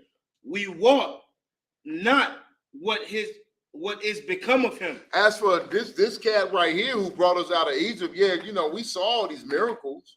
We saw all this magic. This your Christian leaders right here. Right. We saw the magic, but he went up in the mountain. We don't know what happened to him. Right. It's been days. It's been weeks. It's been months, however long Moses was up there. It's been so long, we don't know what happened to him. So look, this is what you do. We need you to make us some gods because we so used to master. Right. We so used to what we had in Egypt. They even said in the scriptures, oh, you done brought us out of Egypt so we can die in the wilderness. What kind of God gonna make us die in the wilderness? Now, these are Hebrews that know about our heritage. They know about our God. They know our history. But they got separated from master and got sent into the wilderness, and they started to betray Moses. They started to talk against him. They started to do what? Sell out. That's right. Even when there wasn't nobody there to goddamn sell out to, they wanted to sell out to the memories of some fake ass gods, Salaki for my language, that they had in Egypt. That's right. You know what I'm saying? So the spirit that's on these brothers here ain't nothing new. That's right. If you could, Baba Gashad, drop that. Because I can go on, but that one right there. If you could, we're gonna go into the Apocrypha. Give me the book of First Maccabees, chapter 1 and verse 41. Now we're gonna fast forward because there are so many examples I could set, but we're gonna go. So I want to go from a beginning to a middle point. This is in the Apocrypha with the Maccabees. One of my favorites. This right here, I ain't gonna lie, this is one of my favorites right here. I ain't gonna front. You know what I'm saying? But this what happened during the Maccabean era. You know what I'm saying? In between what we call the Old and the New Testament. You know what I'm saying? Which the Maccabees is Old Testament, but it's kind of an in-between point. It's Old and New Testament mixed in. You know what I'm saying? So they cut this part out of the Bible because there's so many facts in here, it destroys their mystical, magical, fanciful history that they want to present. Like Alexander the Greek. They show how Alexander the Greek died. You know what I'm saying? They show how N.O.R.E, who we're about to read, it warred against the Ptolemies in Egypt. There's a lot of things in here that if you read the Apocrypha and you get into the Apocrypha, Christianity could not be as powerful as it is because it dispels a lot of different things. They even mention your house in the Apocrypha. You know what I'm saying? But if we could, though, Bobby Shaw, let's get to these sellouts. Let's go to First Maccabees 1 and 41. Moreover, King Antiochus wrote to his whole kingdom that all should be one people. Now, Antiochus came in power, and he killed a lot of our ancestors. He killed a lot. That he went to war against Israel, and he committed great slaughter and massacres. Like a lot of men, women, and children died. All right, when he conquered us, because we were out of order, the Lord wasn't with us. Right. You know what I'm saying? Whenever another nation can conquer us, because the Lord is not with us. That's right. Because we're following after the heathen ways. That's right. It's because we're doing the things that we're not supposed to do. We're not trying to be God's chosen people. We're trying to be every other people. That's right. And the Lord said that every other people outside of us is nothing. They're like spittle that flies out of your mouth when you're talking. They're like the drop of a bucket, a sweat that comes off a vessel. They're nothing to be considered. You know what I mean? So, but whenever we try to be like nothing, he makes us less than nothing. That's right. Go ahead and read. Verse 42. And everyone should leave his laws. He said, what? And everyone should leave his laws. He said, so we all gonna be one people. So everybody need to leave their laws. Forget your laws that you follow. Now, let's just be for real. Who is he really talking to? That's right. Us. Stop following God's laws. Let it go. That's what America tells us. Right. Don't worry about all that. Don't follow God's laws. The American way is the way to go. Right. Oh, we believe in Jesus, white Jesus. You know what I'm saying? You got to have some faith, brother. You got to have faith in white Jesus. Baby white Jesus, preferably, Rick and Bobby. It's like I couldn't help it. It's like I couldn't help it. You know me. You know what I mean? You gotta have faith in some, but you gotta put faith in Jesus. You got Jesus, look, Jesus, blonde hair, blue eyed, maybe dark hair, brown eyed. Right. You gotta have faith in Jesus. Right. All right. If you don't have faith in Jesus, then you're a heathen and you're lost. Right. All right. You got to be miracle about what? Jesus is a nigger. Hold up. That's a lie. I'll keep going if you let me. I don't know why Lacombe keep letting me do this, but I'm good. Go on, let's read these scriptures. Come on. So all the heathens agreed according to the commandment of the king. So they did what?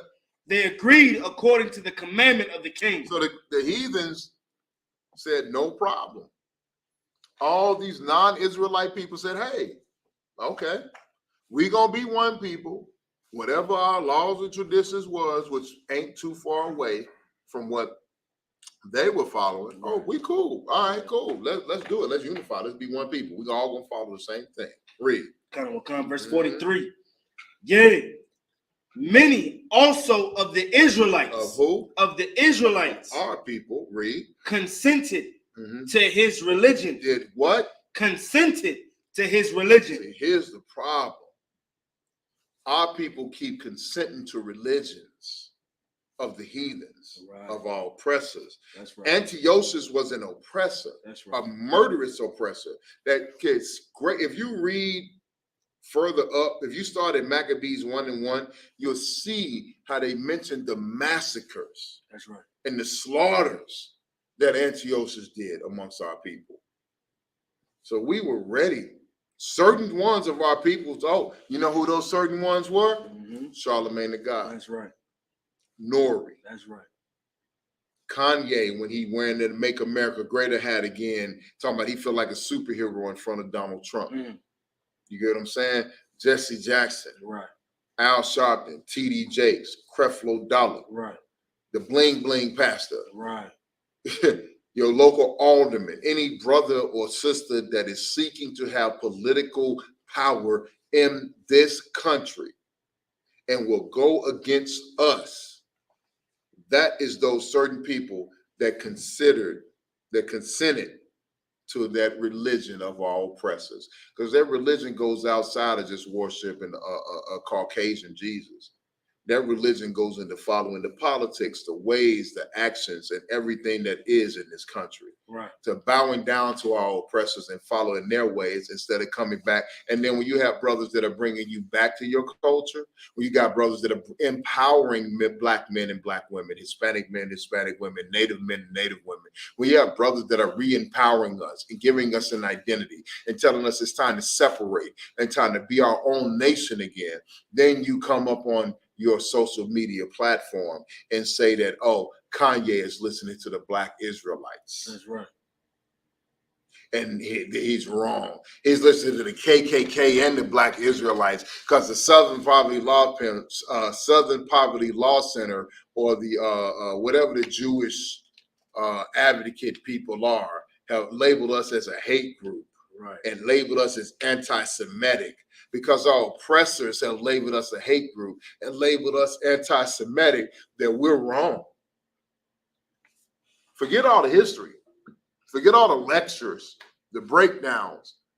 Forget all the history and archaeology. Forget all of the not only so-called white people, but the so-called Middle Easterners and the so-called Africans who have been honest and said that, yes, we know you are the real Jews. Forget all the evidence. That don't matter. What matters is the cat that's coming and signing your paycheck, that's giving you crumbs. If you get a $200,000 paycheck, you better believe that the one that gave you that paycheck made $2 million at least. At least $2 million. That's right. At least $2 million. You catch an athlete that's making that LeBron James, when he got that $100 million contract or whatever, 40, 50, 60, $70 million contract, it was nothing because the owner of Cleveland, what's their team? I can't even think. Cavaliers.